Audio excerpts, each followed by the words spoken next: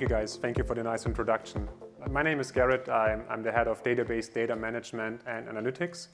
And I'm going to talk to you about the things that you have heard in Jürgen's keynote today: HANA Cloud, Data Warehouse Cloud, and Analytics Cloud. We also have a great customer with us also talking about his experience with our portfolio.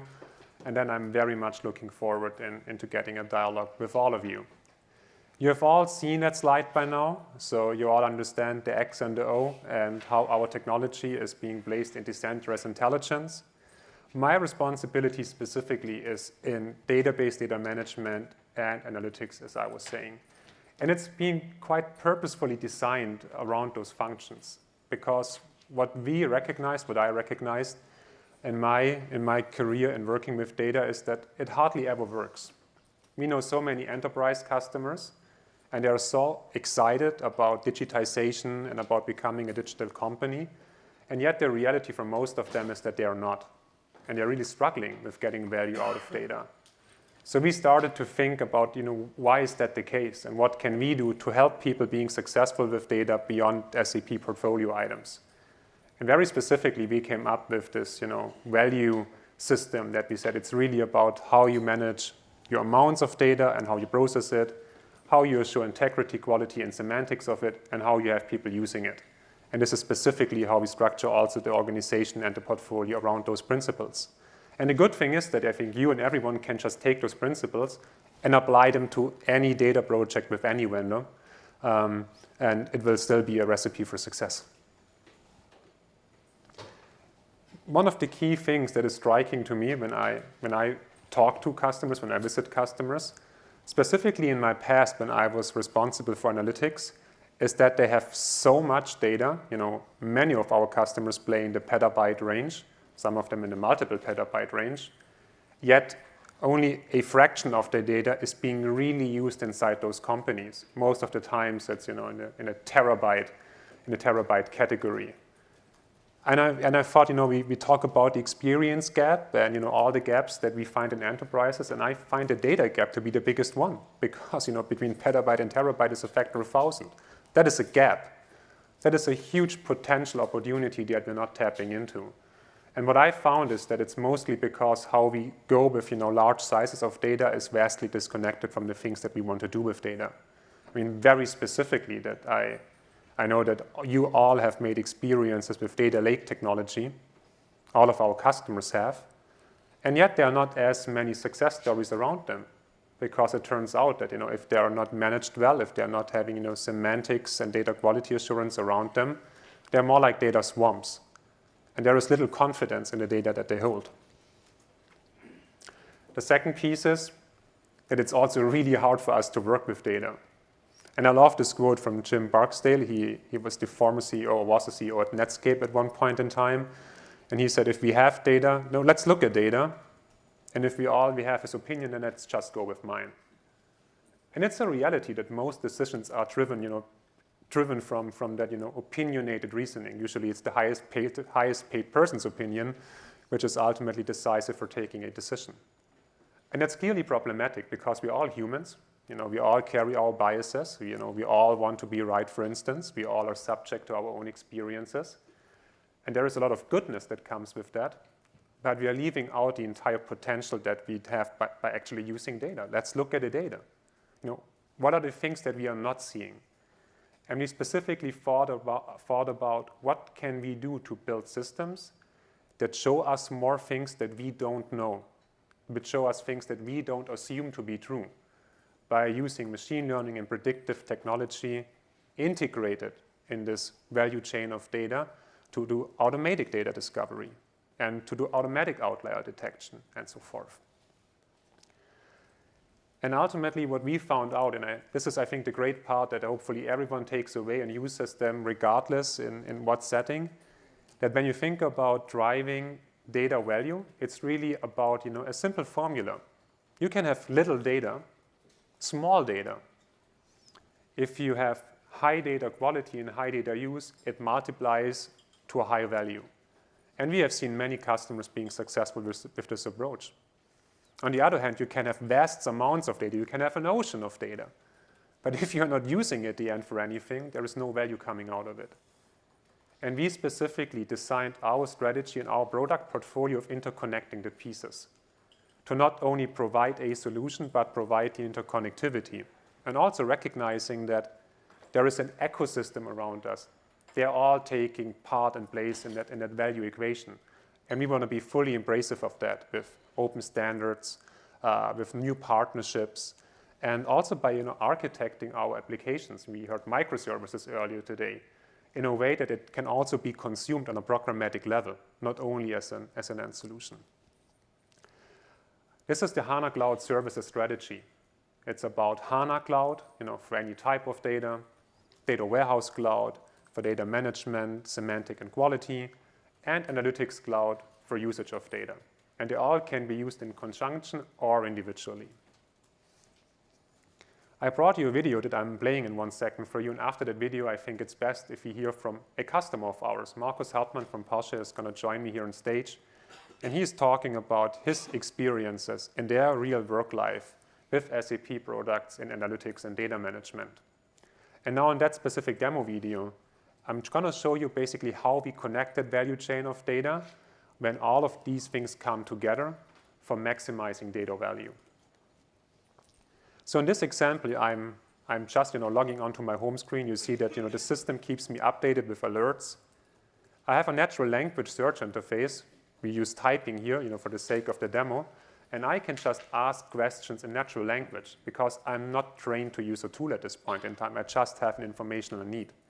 But if you have a strong semantic layer, it's actually quite easy to map your searches to meaningful information and to generate the right visualization. For instance, we see that marketing influenced revenue is dropping over time. So let's now connect our data landscape to tell us more about marketing influenced revenue. Of course, you need to have a data catalog that spans across all your data sources. In this example, it's basically the data model for our revenue modeling, and we just want to connect the Twitter stream into it, which is continuously providing information about the true sentiment. And the system, detects its metadata, proposes, how it should be combined. And just by activating it, basically, we extended our logical data model independent of its physical presence and continuously acquiring data in the background. And when you then launch Analytics Cloud, on the other hand, you can immediately build dashboards around them. So you can use now the information coming from Twitter, like the table below with the sentiment analysis, interlinked with your revenue analysis. And this is how easy it then gets to play with this and work with this information if it comes from a place of strong semantics and high quality. And you can safely share it. There is no need for taking any data out of the system, download to Excel or making it offline. You just basically share the insight as you found it. And any of those people can start then their own investigation, combine own data to it, and basically further develop it. Now here comes an important part about HANA Cloud, data management and elasticity. Cloud is about elasticity and scale. So when we detect that you have high usage and that performance degrades, you should be able to just rebalance your allocation of resources to meet performance needs. And with the HANA Cloud separation of storage and compute, practically we can completely isolate storage, compute, in memory, disk, and offer you the option, like in this example, to hibernate a data space, put it on disk entirely, bring it up again, bring it to main memory. So you have always the flexibility to exactly optimize the cost-benefit function for any given data scenario. So thank you all for joining. I have the pleasure today to talk a little bit about our experiences at Porsche, how we get speed on the track using SAP technology, of course metaphorically. So our cars still are driving without SAP solutions. But I'm talking about the area of business intelligence, how we generate insights using latest SAP technologies. So I'm a project manager in the area of customer relations. So we need to spend the first minute on customer relations at Porsche. This is of course, a very, very important topic for us. We focus on customer relations already for a long time. So we started in 2007 already with SAP as a partner. Yeah, we are using SAP CRM on-premise 7.0 at the moment. And the system has grown over time. Yeah, we're using several other technologies like for advanced analytics. We also have a data lake, et cetera, et cetera. But I think one of the most important milestones was when we started to be a service provider within the Volkswagen Group. So also Bentley, Lamborghini, and now also Skoda is using our CRM service, our CRM processes we are using based on the SAP technology. So I think this more or less is already a success story, as also our CRM system is highly integrated. We use it in the headquarters in Germany, in Zuffenhausen, down to every sales advisor worldwide in every Porsche dealership. However, there is one thing we did, from my point of view, particularly bad in the history. This is that beautiful CRM web UI you see on the right side of the screen. But step by step. So we have two different kinds of reports we're using in the area of customer relations. We have, of course, a top management and regional management reporting, where we generate monthly reports out of an old BW system. So in terms of spreadsheets, PDFs, we have partnerships here with agencies who prepare the reports. But monthly reports also means we are already 30 days too late, right? At least. So normally it takes a few days for the aggregation, et cetera, et cetera. Second, we have a reporting for all our Porsche dealers worldwide, which is directly in the transactional CRM system. And that is what you can see here in this screenshots. This is what we call a report. So every sales advisor, managing director of a Porsche center, et cetera, has the opportunity in the transactional CRM system to just define specific filter criteria. So for example, I'm focusing on customers who are, or potential customers who are interested in a 911 or a Porsche Cayenne, et cetera, and then get tables. So raw data, right? So if you imagine, I mean, everyone who uses such a report has a question in mind. So he's in need of any information. And what we delivered in the past was just raw data. So we leave it up to the people that they can just download it, extract it, prepare it, aggregate it, et cetera, and in the end visualize it potentially. So this is very, very time consuming, of course, as also the reports running in a transactional system takes several hours or even overnight. This is very, very complex. So we have, in fact, dedicated resources in the regional management who are focusing just on generating reports. And of course, what I believe is the worst is that we have no central data governance. So we are talking about the same KPIs. So for example, what we call a lead in operation or a lead unattended, which are specific KPIs defined by us. But in the end, everyone is doing the calculation a little bit different. Everyone has a spreadsheet, et cetera, and doing things on his own. So everything happened before I joined Porsche. Of course.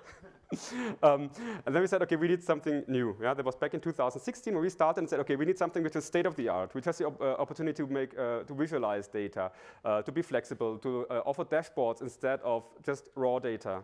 Just delivering insights instead of data. And this is it. So let me tell you a little story. This is our first prototype you see in the slides. I went to, that was in 2017, I went to a Porsche center in Madrid talking to a managing director who told me exactly that story. He said, okay, now when he wants to talk with his boss, he has to prepare 3 days in advance.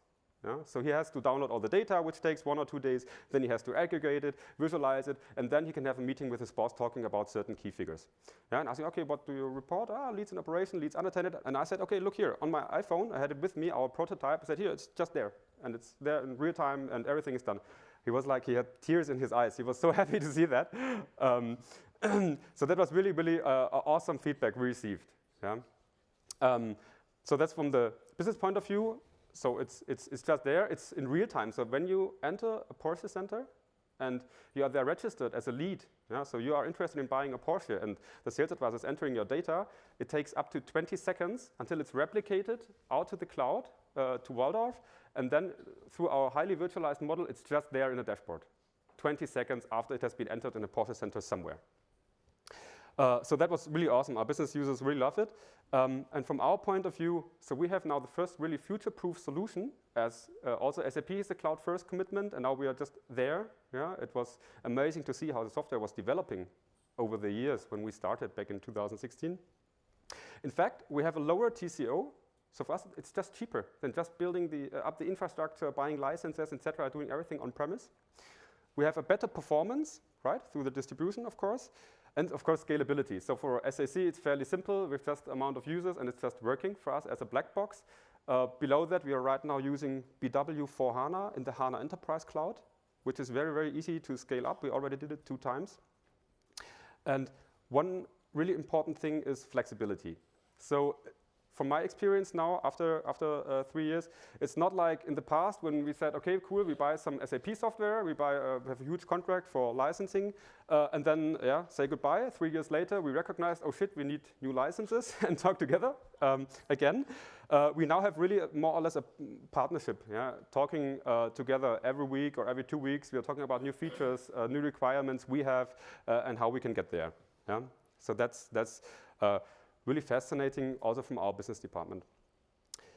So coming from throwing raw data at our end users to really delivering insights in real time and with a central data governance. So that more or less already sounds like a very nice end of the story. Yeah.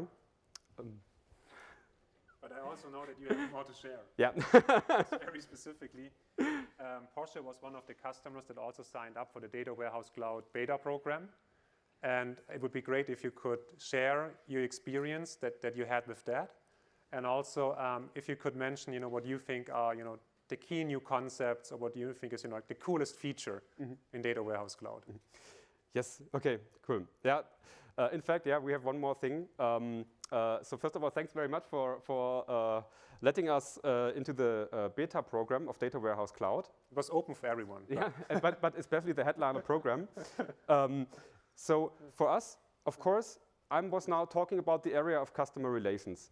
So very, very specifically, and I think we really have now a benchmarking platform there. So I recognize many colleagues from the Volkswagen Group are asking us, how did you do that? How do we get there? We want exactly the same as you have, etc. But that's only one part. We have several others. As every company, I believe, we have a big shadow IT landscape. We have silos. So for example, specifically, I'm talking with colleagues from controlling or sales who have their own reporting solutions based on different technologies, also based on Excel spreadsheets, for example, for planning purposes, etc. I grabbed a lot of people I put together. We went to Waldorf and had a look at Data Warehouse Cloud, and they already understood the benefits of using a cloud service. Because why are they using a shadow IT landscape? Because they don't want to care about this talking with IT and everything is so complicated, etc. And now they understood the benefits of using a cloud service, and now they're really engaged and want to get there. So we are now right now doing POCs to verify how we can get there with these former shadow IT things. But that's not the best thing from my point of view. That's also where my bosses are really eager to get there. The best thing is that we have the opportunity to bring everything under a semantic umbrella, more or less. So the colleagues do not need necessarily to get rid of their own servers and everything they have and they like and where they have the flexibility, but we can include them under one semantic umbrella, where we have our IT governance space, where they have their business spaces, their playgrounds, they can do everything they want. I think this is really, really highly beneficial. And I believe really that this is a now more or less one-time chance we can get everyone under one umbrella. Well, thank you, Markus. Thank you so much for sharing this with us. We're going to move into Q&A in just a minute. I just want to quickly wrap it up, and then Markus and I will sit together here to talk with you about all you have heard and all that may be interesting to you. I think the key to everything that we do and think is really maximizing data value.